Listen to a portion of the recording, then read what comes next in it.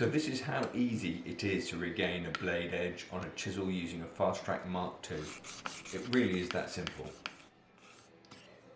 Greetings, ladies and gentlemen of the jury, for I am entirely guilty. You see, 20 years ago we launched our first ever chisel sharpener.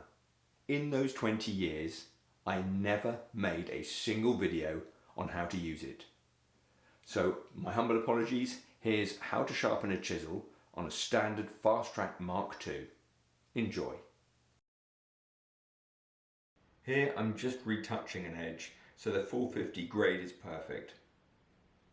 Start with angle 1 and go through the 4 angles until your blade tip hits the diamond plate. And here's an example of what it really shouldn't look like.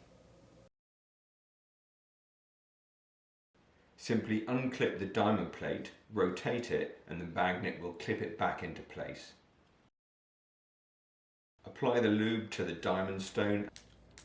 So this bit's critical. Move the carriage back and slide your blade in. Then move the carriage forward and start sharpening until you raise a burr across the entire width of the flat of the chisel.